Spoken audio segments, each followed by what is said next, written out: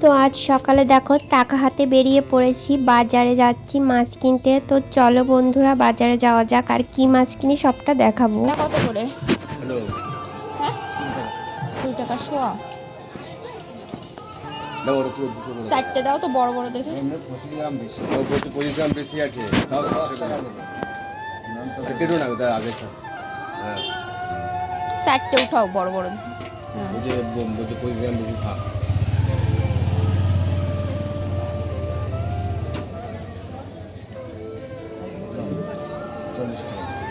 চল্লিশ টাকা। একটু বাটা নেবেন আর কি? আর মাছ কেনা তো দেখতে পেলে বাটা মাছ নিলাম। তো 4 পিস চেয়েছি, সেখানে 5 পিস হলো আর কি। তো 40 টাকা দাম হয়েছিল। তো মাছটা না বাড়ি এনে যে মানে বাজার থেকে কাটবো এটা না মাথায় ছিল না, মাছও দিচ্ছে আর নিয়ে চলে এসেছি। তো কেটে দিতে বললে দিত, টাকা নিত না এক্সট্রা, কিন্তু আমার না একদমই খেয়াল নেই। তারপর বাড়ি এসে যখন মাছ কাটতে বসছি, তোমাদের কি বলবো বন্ধুরা, ড্রেনের পাশে বসেছি আর এত মশায় কামড়াচ্ছিল। তো ধূপও ধরিয়েছি, তারপরও মাছ কাটতে পারছি না, মানে এত মশায় কামড়াচ্ছে কি আর বলবো, এত রাগ হচ্ছিল। তো ভাবছিলাম যে মাছগুলো কেটেই আনতে পারতাম, কি করব বন্ধুরা, তাড়াতাড়ি চলে এসেছি বাজার থেকে, আর খেয়াল নেই। তো যাই হোক দেখো খুব কষ্টে কিন্তু মাছগুলো এখন কেটে নিচ্ছি। বন্ধুরা মাছ কেটে বেছে ধুয়ে পরিষ্কার করে রেখেছি। তারপরে যে খেতে বসে পড়েছি। কালকের ভাত ছিল, কালকে রাত্রে গিয়েছিলাম অনুষ্ঠানে, সেই ভাত ছিল অনেক, ফ্রিজে রেখেছিলাম। তো সেই ভাত এখন গরম করে খাচ্ছি। আর এখানে ছিল তোমার ওই চিংড়ি মাছটা একটা ঝাল করেছিলাম মাছের, আর এখানে করেছিলাম কচু শাক। তো বর খেয়ে গেছে, আর কিছু অল্প অল্প আছে, তাও ভাত অনেক মনে হচ্ছে, কারণ সকালে তো ভাত খাওয়া হয় না, তো ভাত খেতে একদমই ইচ্ছা করছে না। আর ও খেয়ে গেছে, ওই থালেই বসেছি। তো এখনও ভাত ভালো আছে, কিছু হয়নি, যেহেতু ঠান্ডা ঠান্ডা ওয়েদার তো এই জন্য কিন্তু কিছু হয়নি ভাতগুলো। আর ফ্রিজে রেখেছিলাম। তো এই যে কালকে কচু শাক রান্না করেছিলাম, কালকে ভিডিও তো আর শেয়ার করিনি তোমাদের, তো এই জন্য তো দেখানো হয়নি। এই যে কালকে কচু শাক করেছিলাম, তাই দিয়ে খাচ্ছি এখন। তো এখন খাওয়া দাওয়া করে তারপর একটু রান্নাঘরে কিছু কাজ বাজ আছে, একটু বাসন টাসন দিয়ে তারপর রান্নাবান্নাগুলো করবো। আর কচু শাকটা দারুণ হয়েছিল কালকে খেতে, এক ঠাম্মার কাছ থেকে নিয়েছিলাম, ওই ঠাকুমার কাছ থেকে আবার নেব। তো ভাত খাওয়া দাওয়া করে এই যে এখন চলে এসেছি সবজি কাটতে। আর গতদিন হচ্ছে আমার বর হচ্ছে গতকালকে সবজি এনেছিল সিম। তো সিমগুলো রান্না করা হয়নি, কচু শাক রান্না করেছিলাম, কচু শাক ছিল এই জন্য কচু শাকগুলো রান্না করেছিলাম, আর সিম কিন্তু রেখে দিয়েছিলাম। তো সিম ঘরে থাকলে তো শুকিয়ে যাবে, এই জন্য না সিমগুলো আজ রান্না করছি। তো এখন এই যে সিম কেটে নিচ্ছি, আর ওদিকে গ্যাসে ভাত বসানো আছে। আজকে না গ্যাসে করবো, কারণ না একদমই ভালো লাগছে না শরীরটা, মানে শরীরটা ভালো লাগছে, কিন্তু আর আগের দিন রুটি করেছিলাম, সেই দেখো রুটিটা লেগে গেছিল, উঠিনি, দাগটা তো ভালো করে মাজতে হবে তাহলেই উঠবে। আর ওই যে বাটা মাছ দিয়ে আর এই সিম দিয়ে ঝোল করব আলু দিয়ে, আর করব আমের টক। তো এই যে কড়াতে তেল দিয়েছি, তেলটাও গরম হয়ে গেছে, এখন মাছগুলো ভেজে তরকারিটা রান্না করব। 3 পিস মাছ, আমি দুপুরে ভাত খাবো না, এই জন্য 3 পিস দিলাম।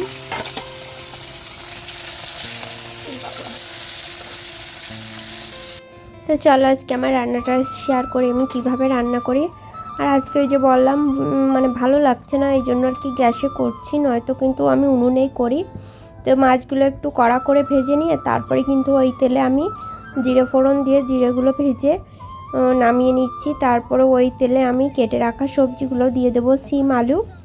তারপরে সিম আলুর ভিতরে না আমি 2টো লঙ্কাও চিড়ে দিয়েছিলাম, আর সামান্য একটু নুন আর হলুদ দিয়ে কিন্তু মানে সবজিটা ভেজে নেব।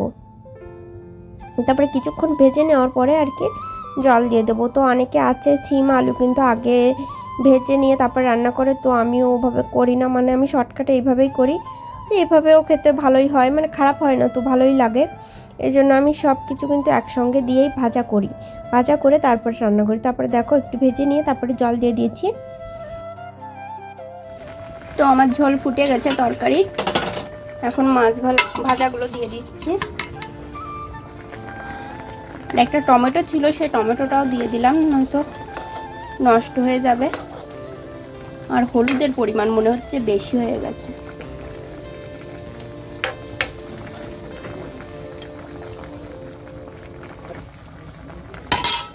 আর এই যে আম কেটে নিয়েছি, আমের চাটনি করব। ব্যাস এইটুকুই রান্না বান্না আজকে। তরকারি তো হয়ে গেছে, এখন এই যে চাটনি করছি, আমের চাটনি, তাহলে আমার রান্না বান্নাগুলো হয়ে যায়।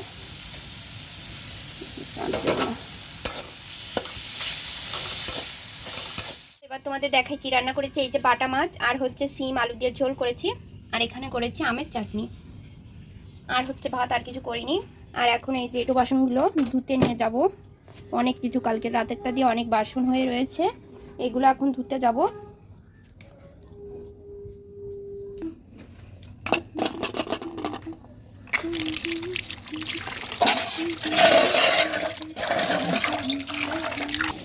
আর এই যে সব কিছু করা টরা হয়ে গেছে, এখন শুধু বাসন মেজে আর কি কলপাটটা পরিষ্কার করে স্নান করতে পারলে কিন্তু আজকের মতন কাজ শেষ। আর এদিকে কলপাড়ে এলে তো মানে কি বলবো, মশার জন্য একদমই বসা যায় না। তো এই যে মশার ধূপ ধরি আবার চলে এলাম। আর এই যে এই হাঁড়িটা মাজছি, এটা হচ্ছে গিয়ে তোমার উনুনে রান্না করে তো ভীষণ কালি পড়ে গেছে, মাঝে মাঝে পরিষ্কার করি, মানে রোজই পরিষ্কার করা লাগে আর কি। তারপরে যখন রান্না করি তখন ছাই লাগিয়ে তারপর রান্না করি।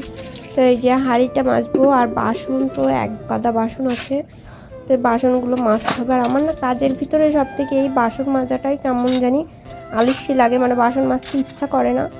একা সংসার নিজেরই তো করতে হবে, আর তো কেউ নেই করার মতন, এই জন্য আর কি নিজেরই করতে হয় যতই কষ্ট হোক, কিন্তু আর কি করার আছে বন্ধুরা বলো। তো চলো বাসনগুলো ধুয়ে পরিষ্কার করে নিই। আর এই যে দেখো মাজা কমপ্লিট, তো এখন রান্নাঘরে রেখে এলাম। আর এই যে কিছু বোতল নিয়ে এলাম, এগুলো হচ্ছে জল খাওয়া বোতল না, এগুলো হচ্ছে মানে এমনি হাত পাও ধোয়ার জন্য আর কি, মানে দাঁত ব্রাশ করার জন্য, এমনি কুলকুচি করার জন্য আর কি। এই ট্যাবের জল ভরে রাখি, আর এমনি খাওয়ার জন্য তো কেনা জল আছে। আর এই যে রান্নার জন্য এক বালতি জল নিয়ে যাচ্ছি রান্নাঘরে। আর এখন হচ্ছে কলপাটটা পরিষ্কার করব, পরিষ্কার করে স্নান করব, তাহলে কিন্তু হয়ে যায়।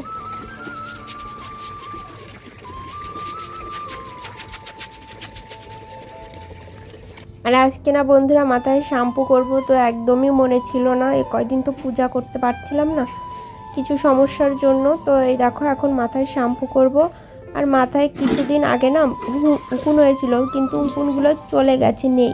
তারপরেও ঘরে উকুন মারা শ্যাম্পু ছিল, তো ভাবলাম আজকে একটু উকুন মারা শ্যাম্পু দিয়ে মাথা ধুই আর কি। মানে ওই শ্যাম্পুটা না মাথায় মেখে বেশ কিছুক্ষণ রাখতে হয়, 15-20 মিনিট রাখতে হয়। তো ভাবলাম তাহলে আজকে রেখে তারপরে স্নান করব কিছু সময়, যেহেতু ঘর মুছতে বাকি আছে, তো এইটুকু সময় আর কি ঘর মুছবো, ততক্ষণে শ্যাম্পুটা মাথায় থাকবে, তাহলে মেখে রাখা যাক।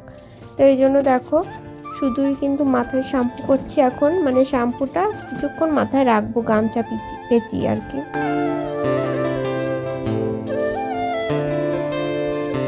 আর এই উকুন মারা শ্যাম্পু লাগানোর জন্য না আমার মাথার চুল অনেকটাই পড়ে গেছে, মানে অনেকটা বলতে কি অনেকটাই পড়ে গেছে।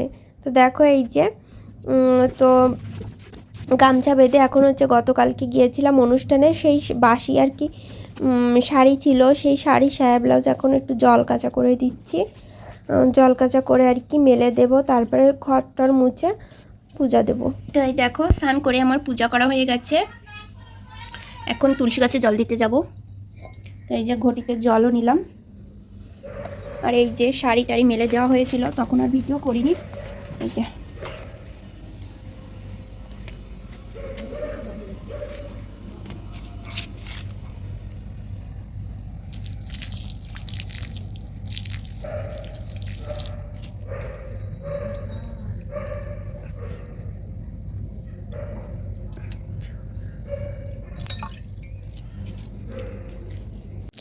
তো শুভ বিকেল বন্ধুরা, তো সবাইকে বিকেলের শুভেচ্ছা জানাই। তো দুপুরে খাওয়া দাওয়া করে একটু ঘুমিয়েছিলাম, তারপর না হঠাৎ করে এত হাওয়া দিচ্ছিল কি আর বলবো তোমাদের, তো ঘুম তো হয়নি, বাইরে বেরিয়ে দেখি এত হাওয়া দিচ্ছে। আর আজ শ্যাম্পু করেছিলাম, চুলটাও ভিজেছিল, এই জন্য আর কি চুলটা ছেড়ে দিয়েছিলাম। আর হাওয়ায় না চুলটা মানে 5 মিনিটের ভিতর যেন শুকিয়ে গেল। আর দেখো কী জোরে হাওয়া দিচ্ছে, আর ভীষণ মেঘ হয়েছিল, চারিদিকটা যেন মেঘে পুরো ঢাকা। তো বন্ধুরা আমি একটু ঘুমিয়েছিলাম বিকালে, এত হাওয়া দিচ্ছে মনে হয় ঝড় আসবে। আর ওই দেখো পিছনে ওখান থেকে এই দিকটা বেশি মানে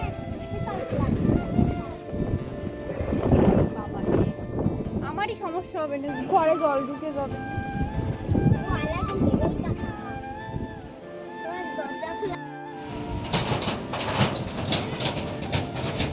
তো এটা হচ্ছে কালবৈশাখীর ঝড়ের লক্ষণ। এই যে হ্যাঁ গো, বৈশাখ মাসে কালবৈশাখী ঝড় হয়। বাবা আমার তো উড়াই নিয়ে যাচ্ছে হাওয়ায়।